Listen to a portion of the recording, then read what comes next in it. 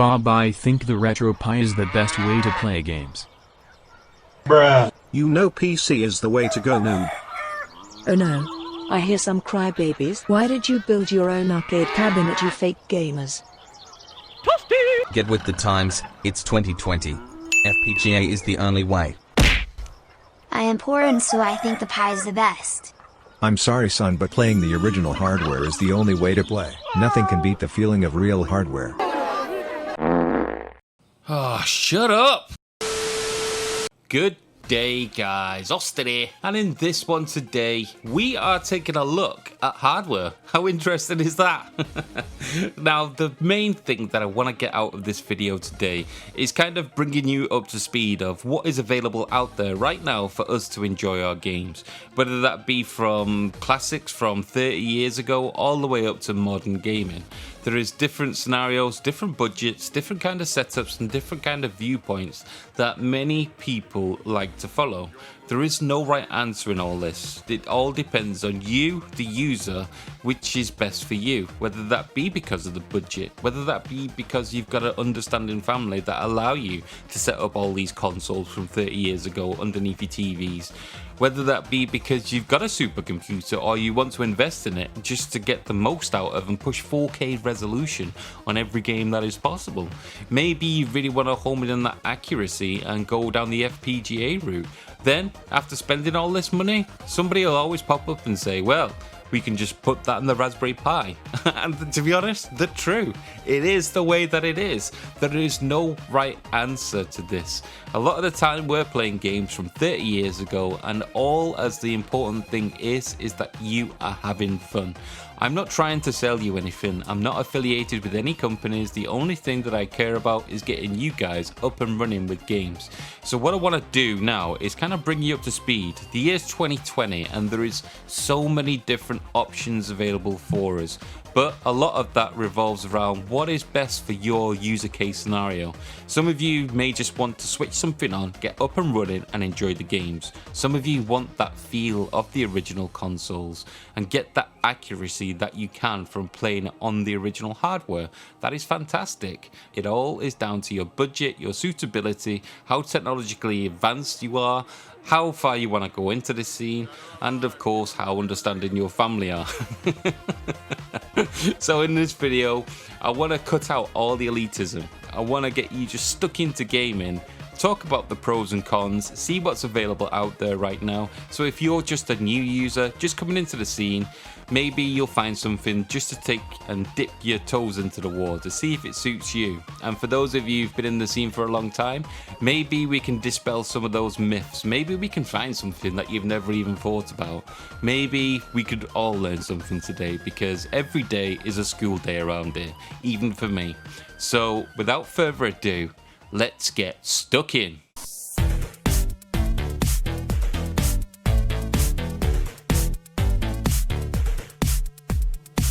First off then, the Raspberry Pi.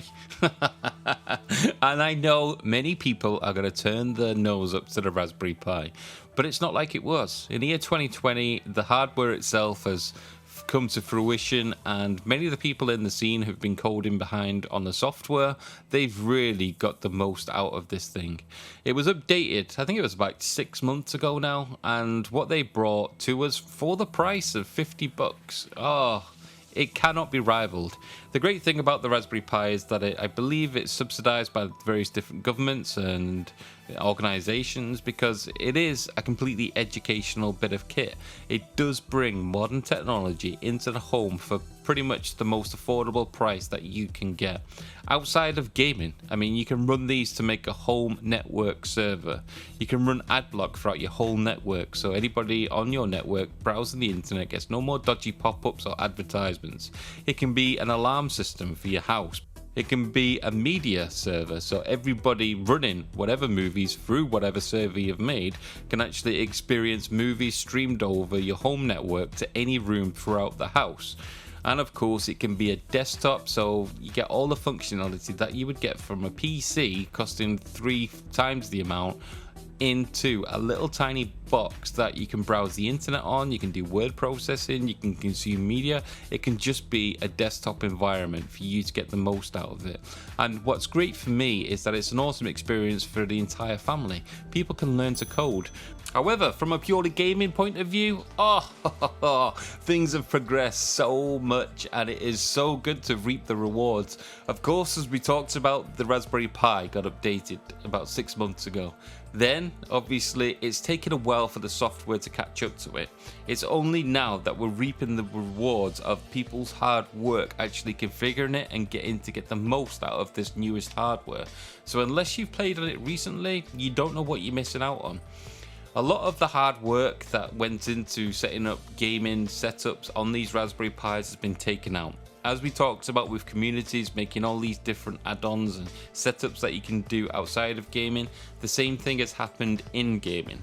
People have made it so you can just grab a image. I'm not talking about the dodgy ones with thousands of games all over them. I'm talking one that has had a bit of TLC with people who care.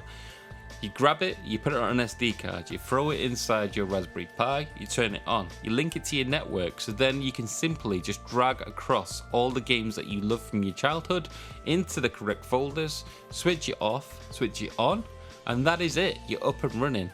All the front end is done for you. All the game setup and configurations, emulators, all done for you. It is literally just plug and play once you've added your games.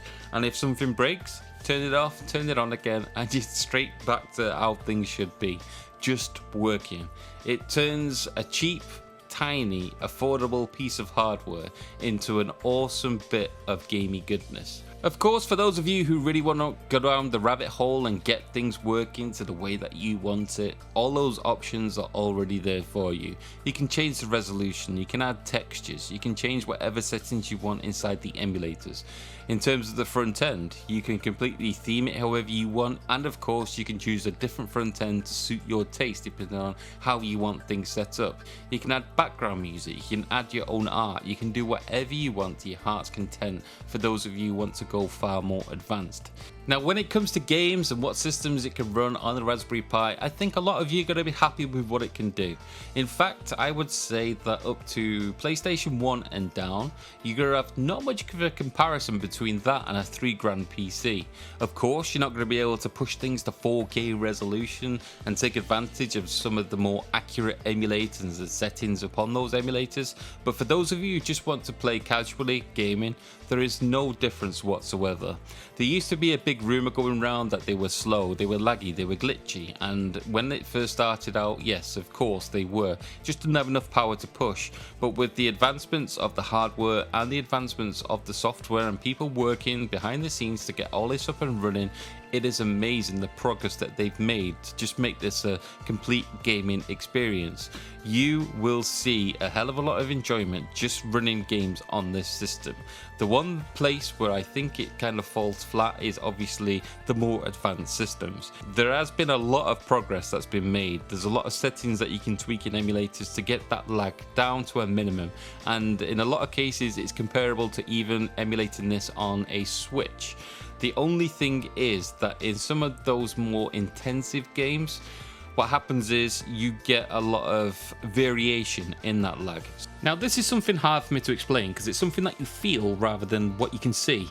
But let's take, for example, Shinobi. It's on the Sega Ages on the Switch, and it can play that game pretty well. Shinobi's very old. I used to play the hell out of it back in the day. I know when things should happen on the screen. I got the feel of it from playing it year after year. The thing is that when you play it on the Switch, there is some delay from when you press the button to when those little throwing stars should come out. Now, that can vary depending on what kind of game you're playing. It's not anybody's fault, it's just the way that modern technology works, whether it be the controller, whether it be the display, whether it be just emulation in general. There will always be some kind of delay somewhere, it's just the way that it works. The great thing is with the Switch, because it's pretty powerful, that game can be handled very well. The frame delay, or the delay of when the little throwing stars should come out from when you press the button, is constant. So it could be, let's say for example, 3 frames. Always 3 frames. So whenever you press the button, you get to know it. Within the space of just pressing that button a few times, your memory and your fingers get used to how long it should take for it to come out. So once you've played through the first level, you pretty know the feel of that game. The problem is when you play it on a Raspberry Pi, it looks beautiful, it plays beautiful, it feels almost there. But when you go through different stages within that game, even though it's quite an old game now, there is parts where it can struggle. So when there is more taxing things happening on the screen, that little 3 frames can become, let's say for example, 5 frames. But then it could be in another stage, and because you've tweaked your emulator really well, it can go down to 1 frame. Now, that variation between 5 frames and 1 frame is absolutely huge when you're trying to get to grips with the game.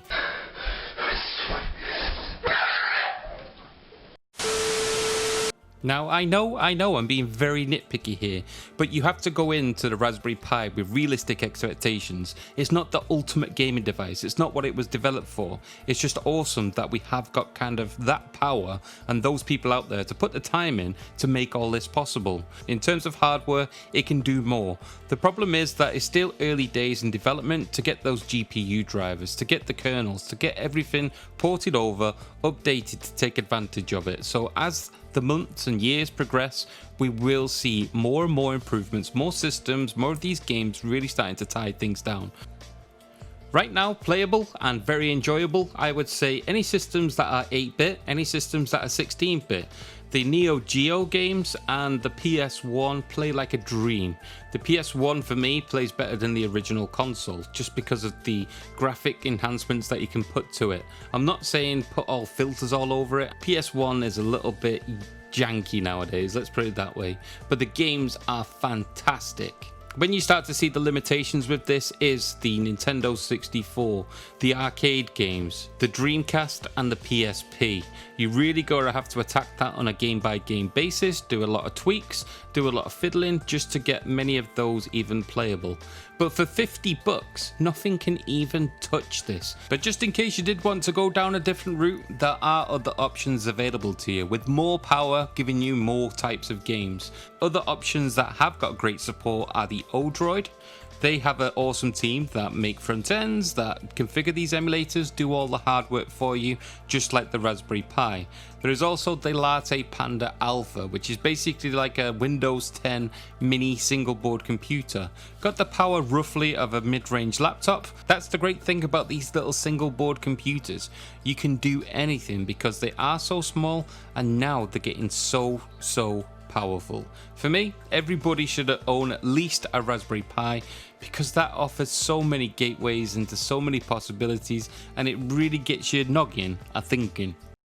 The new Neo Geo Mini comes preloaded with classic SNK titles including King of Fighters 94, King of Fighters 95, King of Fighters 96, King of Fighters 97, King of Fighters 98, King of So while we're on the subject of single board computers, I think it's time to bring up those little mini classic consoles. Pretty much every manufacturer and intellectual property has released one now. We've got Nintendo NES, Super Nintendo, we've got the Sega Mega Drive / Genesis, the PlayStation brought one out, and now we're seeing ones come through with TurboGrafx and the PC Engine. They are obviously completely licensed from the manufacturer, which means that you're getting scaled down representations of what we remember as a childhood. Also, the games that are involved in some of these are super expensive nowadays. So you're getting the official license to play them. There's no grey area, there's nothing like that. They can just play them without spending, in some cases, thousands of pounds on some of these games. Now, there is caveats with this, of course. The emulation is being run on a, well, pretty much single board computer again, which means that you're not going to get the pinnacle of what you could be doing if you played this on a top-end PC or FPGA and of course the original console. But when it comes to just playability, up and running cheaply and remembering the classics from back in the day, there isn't much of a better option. Also, the great thing is, these are just plug and play. You literally plug them into the wall, plug them into the TV, and that's it. You're up and running. You don't have to configure, you don't have to change ROM files, you don't have to do anything. You just switch it on and it's good to go. Which means also that if you've got kids, you want to show this to your family, you just want to put it in one of the little ones' bedrooms or something like that, All as they can do is basically turn it off and on and play the games. There is no going into config files which crash the system, or I don't know, bricking the entire thing. Unless they're going to chuck these inside a toilet, there's no way of breaking them, to be honest, which is another great aspect of this. And of course, if you into that kind of stuff with the modding and all the stuff happening behind the scenes, you can add whatever games you want to these, and including different systems depending on how far you want to take it. But straight out the box, you cannot compare these to anything else in the scene because they just look beautiful, they're official, and yes, I got suckered in and I bought them all. The only thing is that I've got different ways of actually playing my systems. But to be honest, it's a little bit of history, and it's a bit of showing respect for those systems that you loved back in the day. Yep, they know that the console makers are cashing in on your nostalgia, but hey, I'm willing to go along with it because it brings easy functionality and old games back for people to own in their home without going down the grey area or hiring them on virtual consoles that would be forgotten from days to come. It's just a great user-friendly and family-friendly way for enjoying the good times. Sup, bitches? It's Chad Warden here. Alright, I'm talking about that PS Triple. The PS Triple. I ain't talking about that Wii. Come on now. Wii? Come on. That little controller, baby, that looks like a dildo. Pow. Now on to the elitists out there, the creme de la creme, the original consoles. Let's face it, there is no more accurate, no more better, there is no more nostalgic way of playing your retro games than on the retro consoles themselves. You get to touch it, you get to feel it. In some cases, for the worst, you get to smell the original hardware itself. And just having that is so nostalgic. You are owning, in some cases, parts of history in your hands. You get in your possession, some cases, what you had as a child, and you still get to play in it just now as you did back then. It brings up so many memories just to hold the original controller, just to switch that box on, just to put the cartridges you had from back in the day into the actual console or computer itself, boot it up and just feel everything about it, from the BIOS, the booting up to the games just coming on your display. It is just such a romantic experience for those people who fell in love with these games a long time ago. And for those people who weren't rich enough to own them back in the day, sometimes it's now more accessible to pick up these old games, old consoles, because they can be very cheap. Or of course, maybe you're just in a position of life where you can afford this kind of stuff now. However, with most things like this, there's quite a lot of caveats that go along with all this. Oh, and there are so many, but it is so good, and for many of you out there, they can be worth those caveats. But let's address the elephants in the room first. We have got the big one, the CRTV things. So every console that was basically from before, I would say, Xbox 360 and PlayStation 3, they didn't have natively a HDMI output. Most of our modern displays need HDMI cables to run. There are other ways, obviously, and some TVs do have more analog ways of going about things. But even though it may have the connectors, just the way that modern TVs run, you will have an impact of frame delay. So you'll have lag when you're playing your game. Now, I'm not going to go into too much detail explaining this because there are channels out there completely dedicated to it. This kind of talk needs an entire video to go into technical detail. However, to keep this short and in layman's terms, basically the old style consoles needed CRTVs. The way that interprets the signal on those CRTVs is almost instantaneous. So in layman's terms, as soon as you press a button on your controller, depending on the game, it would be instantaneously happening on the screen. Now, the way that modern technology works is that it has to process the signal more. So to get it blown up on a normal TV, it would need something, for example, like a scaler to get it to the size of your screen. That means that it has to be processed. That means that it has some kind of latency put on top of processing the actual signal. Now, this in some cases can be quite a lot of time. It may be just a second, but that second can be a difference of life and death as to what happens in the game. meaning that some games, the more Twitch-based ones, such as shooters and all that kind of stuff, it's almost impossible to play. However, if you're playing something like an RPG, then of course it's not going to make that much of a difference. The signal may look absolutely beautiful, it might be crystal clear on your screen, but the way that it interprets your gameplay can just make it feel like a complete mess and unplayable. Now, there are ways to go around this. Of course, you can go down using an original CRTV television. However, trying to find one of those that still works nowadays, trying to find one that will last you for some time, it can be hard work. You can pick them up for 10 bucks maybe at a thrift store, a market, out of someone's garage sale, and it may work. How long that lasts? It depends. I've had so many different CRTVs, and a lot of the time they just burn out. Whether it be capacitors blow, the tubes go, the colours desync, that maybe it's just some kind of breakages. Trying to find a modern TV repairman who's got the experience to fix these old TVs and be able to find the parts for these TVs is almost impossible in 2020. Of course, you can go down the PVM route. These are the more professional type of monitors. In some cases, you might get lucky, find a friend, find one online somewhere, and if you see one, you buy it straight away. There is nothing better than a PVM. But again, these are gold dust. Everybody's got onto it now, and trying to source one is nigh impossible. Of course, we have got modern technology, and there is a way to utilize it. The way that modern TVs work means that the signal has to be processed and scaled. Now, you can get something like, for example, a gaming monitor. That will give you, what, a millisecond of frame delay? But trying to find one that is cheap, under £100, nigh impossible. Trying to find one that is big enough to put in your front room, again, impossible. You can use TVs, but again, these use input delay. There is latency on there, even on your most modern console. You can put it in game mode, but there will always be some kind of latency.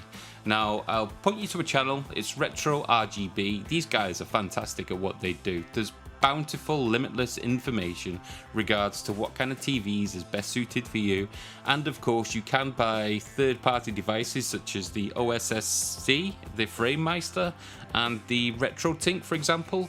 Now, these are great, but again, you're looking into the hundreds of pounds just for these devices, so it depends on how far you want to go. Bringing all this into consideration of, yep, you can get, say for example, a Mega Drive or a Genesis again, cost you 10 bucks. Trying to get that playable on a modern television, it's another can of worms, and something that people need to consider when you're going down this route. Then, of course, you've got the games. Now, I love collecting games. There is nothing more beautiful than opening up the original case, in the instruction manual, even seeing those little inlays that you used to get, and in some cases demos. It's like a little time capsule of how games were back then. But again, these can be very pricey. Some cases a couple of bucks, but if it's a more sought after game title, then you're probably looking into modern game prices, 40, 50 bucks in some cases. Then you've got the real rarities out there, and they can cost you into the thousands of pounds. So, games, another caveat to all this. They're beautiful, they're absolutely fantastic and so nostalgic, but it's another price to consider when you're getting into this. You can get around it with things such as like an EverDrive made by Chris, or some people, I'll put some links, Stone Age Gamer for example, they are fantastic.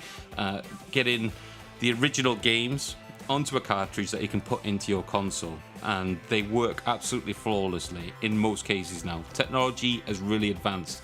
There's not many games that you can't put on one of those cartridges that can play today. But of course, then you're getting into the stage where you're not really owning the game anymore. There is none of that nostalgia. So where is the line crossed between just playing your digital games or to playing the original games? I don't know. I like it in all kinds of ways. For me, just playing the games is the most important thing. And then, for example, the original consoles. I can't have them all set up in my room. I, of course, want to play them on the go sometimes. I, of course, want to play them in the front room. I want to play them in my office. In some cases, I want to play them in my bed. And I can't do that on the original hardware. So in some cases, the original hardware just isn't suited to that kind of scenario. We can live in a lucky household where your wife is understanding, but again, you're limited to that one room, you're limited to that one console. So somewhere along the line, you're going to want to play that game somewhere else, which is where all the other options become available for us. See, I don't care what kind of gamepad you got because I'm on mouse and keyboard and it's just objectively better.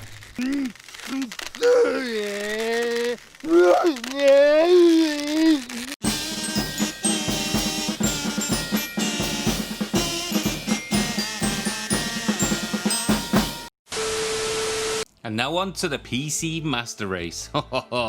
This is the creme de la creme when it comes to actual emulation as we know it. Of course, like we talked about, you can play these on single board computers, the Raspberry Pi. You can hack a mini console and get many other systems to work on there. But when it comes to getting as close as possible to the original hardware, or in some cases pushing it even further, the only way to go is on a PC. It's the only way that you're going to have that much power. Now, there are different ways to go about it, of course. The PC itself, it comes on Linux, it comes on Windows. There's loads of different operating systems you can choose. There's different parts. You can get high-end PCs, you can get low-end PCs. But the great thing is that on any kind of PC, you're going to have more options available to you than what you've got on one of those single board computers. With that is the caveat, obviously, of the price tag, but with that can come, if you want to spend a lot of money, modern day consoles such as the Switch, such as the Wii U, pushed all the way back to the first games that were ever invented. You can have pretty much any console that was ever pushed out, plus all the computers, all on one PC itself. It also allows us to add functionality to systems that didn't have it on the original hardware. For example, the Super Nintendo, it was born before the internet was, which means that there's no online functionality when it comes to the original hardware. But with modern PCs, you can load up an app such as Parsec. There's lots of these different apps available to us. That's the great thing. But we can take an emulator online. We can game with your family, your friends, anybody you want all around the world, all playing together in one place on hardware that didn't have it in the first place. Of course, Nintendo themselves, they're not naive to modern technology. They know how it works, and they know how to milk every last dime out of you also. Every console that comes out, they sell you Mario Brothers, and every console that comes out, I buy it. Every console that comes out, you cannot bring over your account to bring the games that you purchased on the previous console. Even on the Nintendo Switch, we can't even buy them anymore. We have to hire them. So every month I have to pay over and over for the flexibility of playing all these games online with my friends that I've already purchased over and over on every console. I understand though that people haven't got that time to invest into configuring emulators, setting up a front end with all these systems to play however you want. People sometimes just want to pay somebody and have that brought to you. With PC emulation, thank God it's 2020, you've now got that option. There's devices coming out now called the Polymega. This basically is a pre-configured PC. It's got all the original ports so you can plug in your original controllers. It's got the original cartridge bay so you can just plug in your original cartridges. It's got disc slots so you can plug in PlayStation games, Saturn games, whatever it is you want to play from back in the day. It's all available to you, all through the power of the PC. It's all got a beautiful front end. Of course, it's all down to taste at the end of the day, but at least these kind of options are now coming out so you can legally play whatever you want, however you want to play them. If you do want to get more information about the Polymega, I'll put a link in the description down below that'll guide you to a channel called Modern Vintage Gamer. He's got his hands on one of these and he's an awesome source for hardware, emulation and cutting edge technology within this scene. He's an awesome dude. I'm not saying that the Polymega is the best thing since sliced bread. That thing is so new that I haven't even got my hands on one to comment. But I'm saying that you can see the tides are changing. People are fed up paying for the same games over and over. People would just like one kind of console that they can plug in at home to get the best kind of compatibility with all their old games as possible. If they can configure it with a front end and all that kind of stuff, the future is here.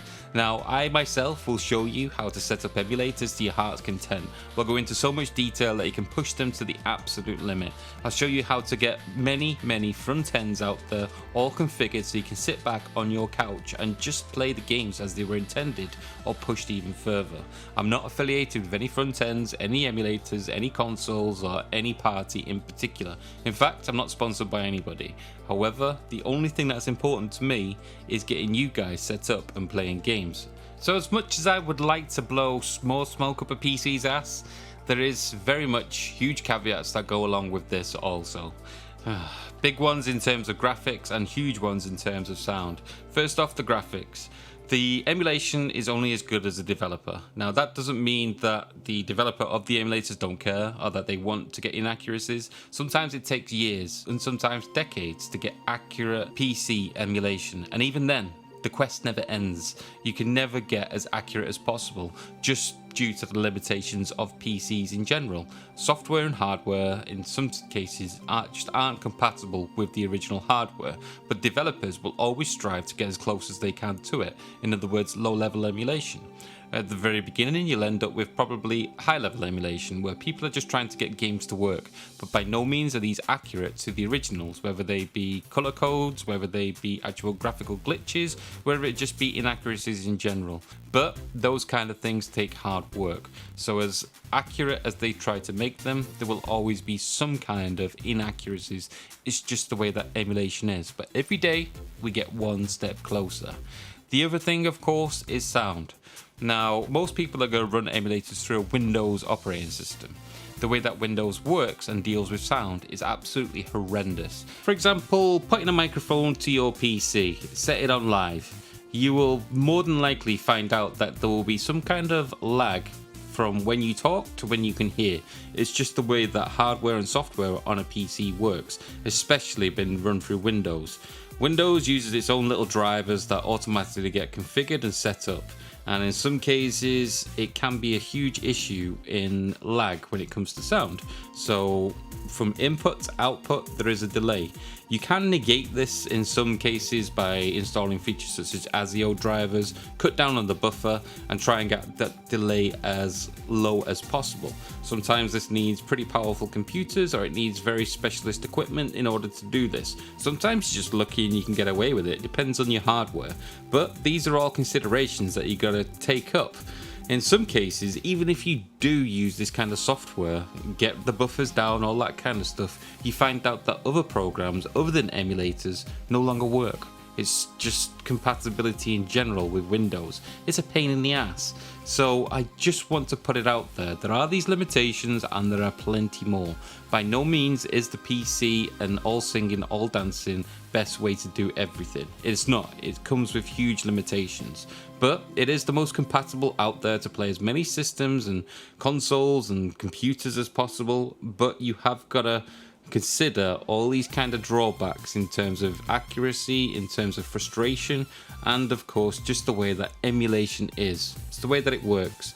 But it is an awesome option, but by no means perfect. Now, as always on my channel, I will show you how to configure all this. I'll show you how to set up emulators, where to get them from, where to get front ends, what is available out there, and of course the hard stuff, actually setting it up.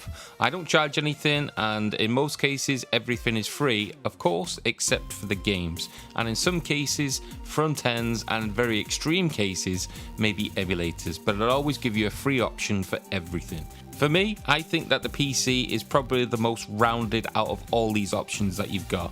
Why? Well, because more than likely in the year 2020, most of us will already have a PC of some kind of standard. And no matter what kind of PC you may already own, you'll be able to game on it in some kind of way. The great thing is that in some cases, you don't even need to emulate. PCs also play games as standard. There's no end, but it's still the best game. It's the eye of the spider, it's poison in one bite. Oh, look out, I'm an excellent fighter. The creeper. Welcome to the future. Welcome to 2020. Welcome to FPGA. Now, I know many people talk about this, and I know many people may already know about this, but there's many people out there that don't know what exactly this puppy does. They don't know the full extent, they don't know its capabilities, they don't know why people keep on talking about FPGA in comparison to just either playing the retro consoles or just firing up a Raspberry Pi. I mean, if you were to look at what is playable on a Raspberry Pi, it overtakes what you can play on an FPGA. So where's the common sense paying a lot more for a system that plays games that you can already play for just a quarter of the price? It's just crazy, but it's not. And the problem is that many people out there don't explain it in layman's terms for just a gamer to be able to understand the benefits of the way that FPGA is. And do you know what is? Well, what is it can play shitty old games the best you will ever encounter. Now, for me, it's about preservation. I'm not talking about game preservation. I'm not talking about trying to save some game that was lost in Japan in some crazy back-end shop. What I'm talking about is getting a way to authentically play as close as possible everything that we've just talked about. I'm talking about input lag. I'm talking about lag going to the screen. I'm talking about sounds exactly as they were. I'm talking about the games behaving exactly as they were on the original consoles, as if you were playing it through a CRTV. I'm talking about the most authentic, quality way to play your games, even more than the original console.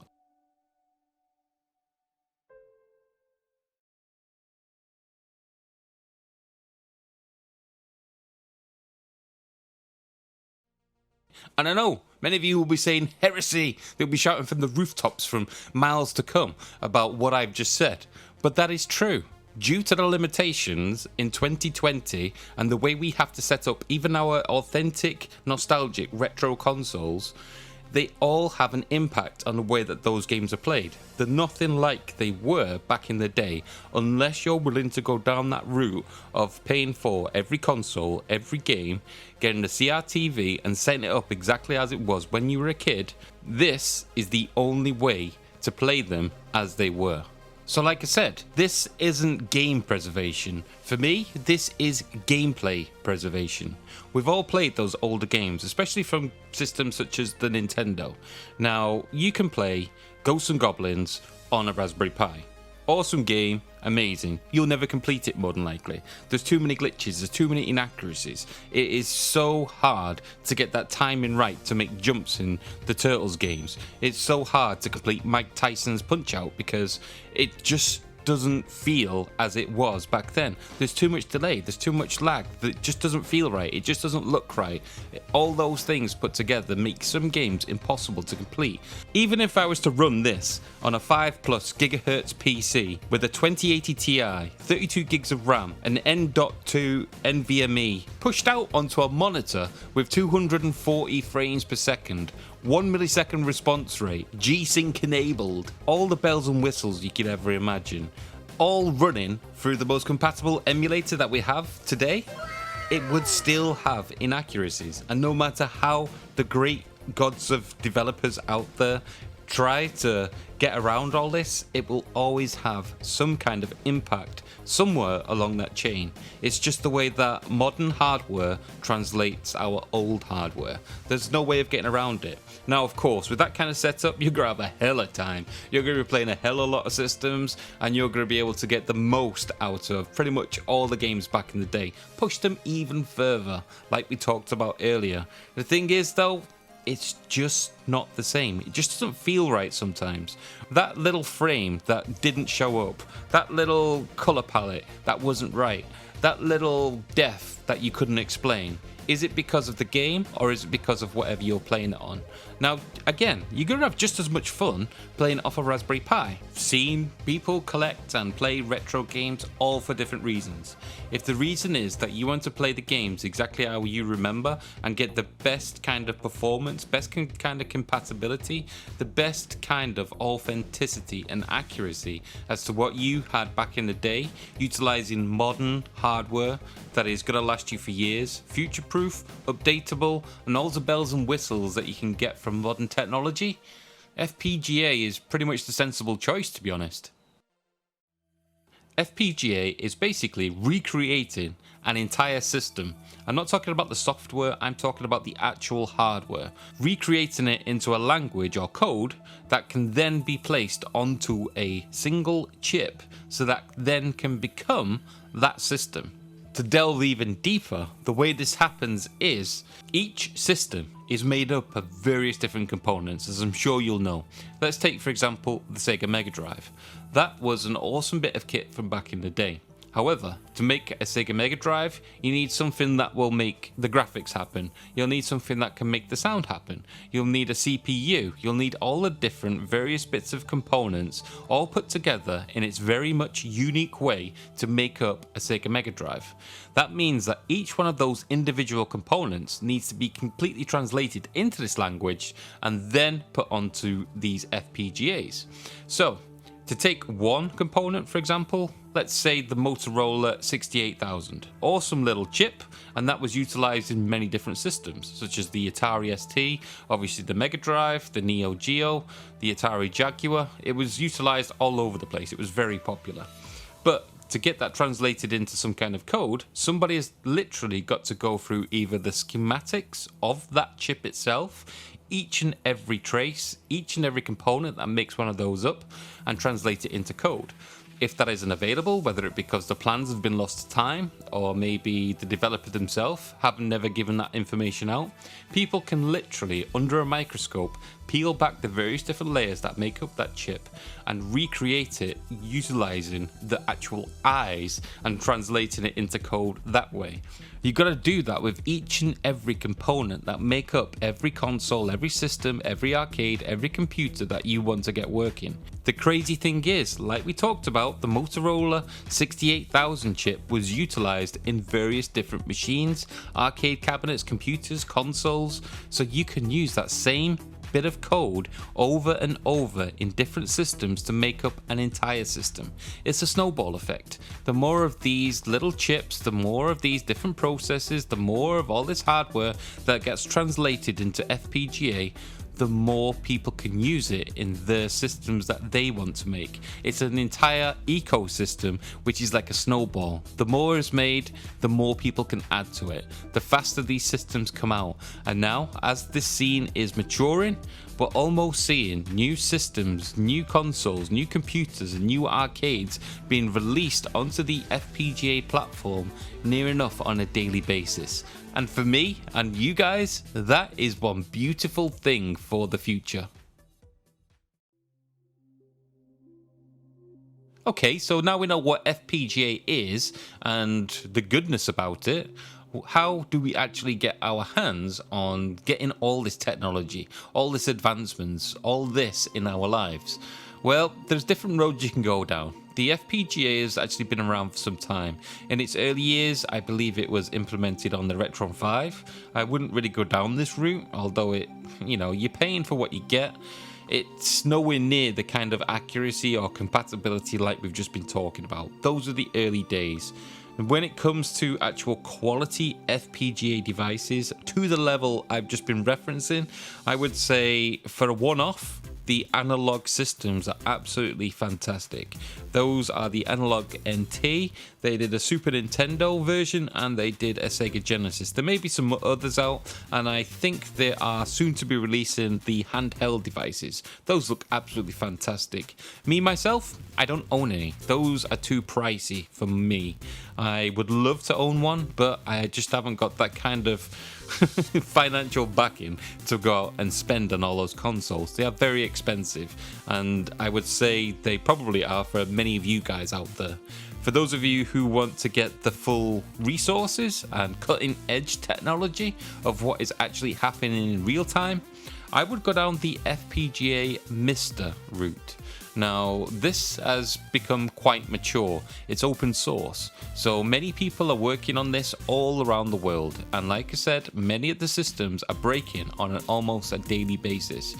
There is different levels of accuracy for the various different systems the MR can play, but the great thing is there is so many different systems that the MR can play compared to these one-off machines. Of course, you can flash the analog devices with third-party software, but when it comes to an all-rounder, all singing, all dancing, an entire open source community all working together to get all these different systems, consoles, computers, arcades, all booting up and as accurate as possible, I would say that this MR project is probably the best option for most people.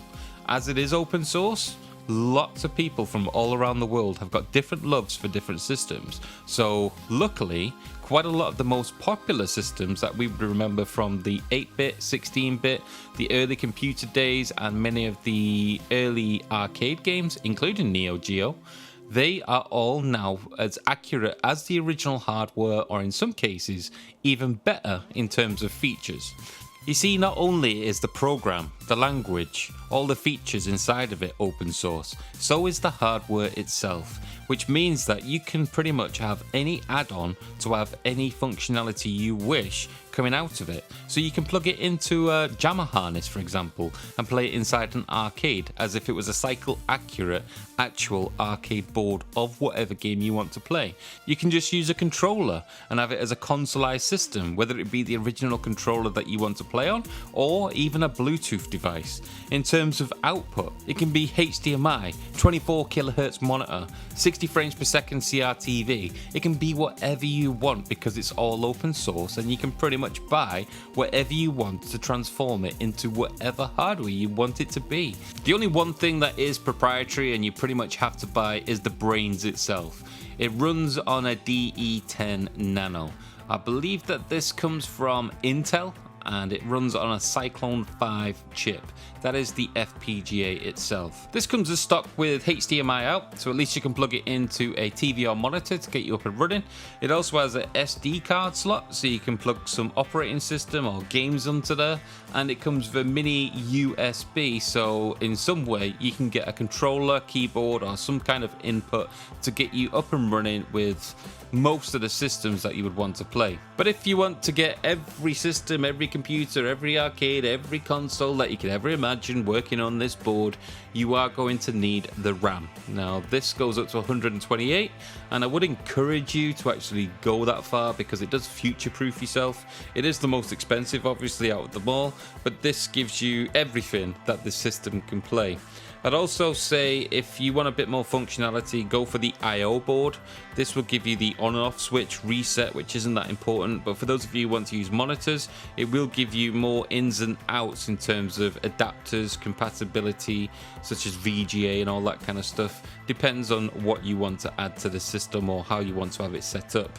In terms of controllers, like we talked about, it's got a USB mini, but you will probably need some kind of USB hub so you can plug more than one adapter in, or plug a Bluetooth adapter in.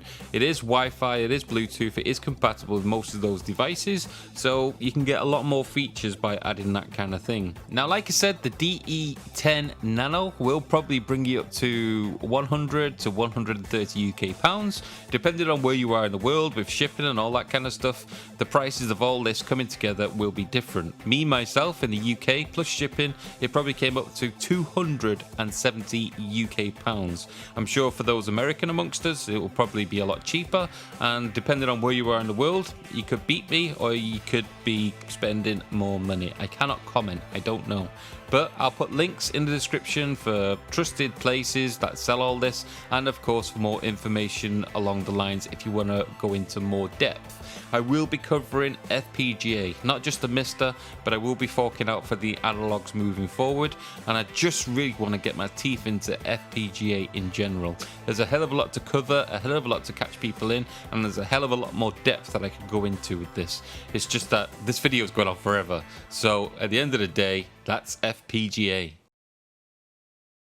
In case you're interested, this is what I game on. I've got a beast of a PC which runs everything.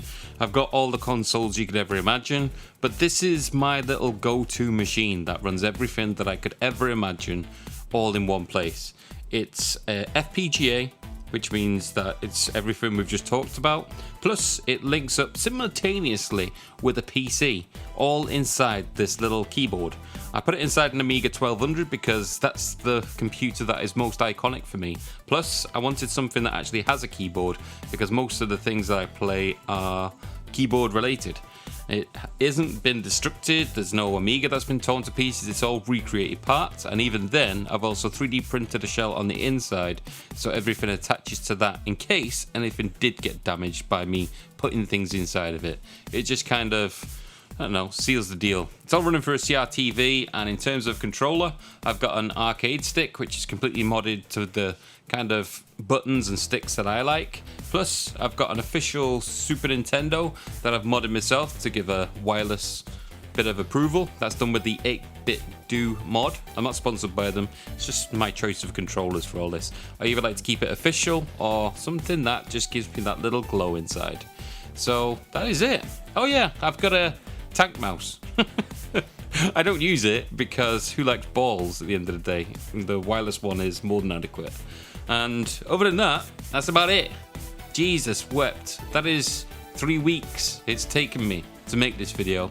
I almost made it there once, and then my old PC decided to crash. But I managed to save all the raw files, but I had to go through and edit everything again. With my poor eyesight that's got going on at the moment, it's taking me forever. Plus some kind of speech impediment that I seem to have from my medication. Oh, it's all crazy. But the great thing is that it is now complete, and it's now game on for regular uploads, and I'm absolutely bloody loving this at the moment. So please like, please subscribe, please do all the magical things in this wonderful world where, I don't know, we just get to enjoy the little things in life. And remember the good times. But most of all, you guys have a good day. Laters! Get out of it, you.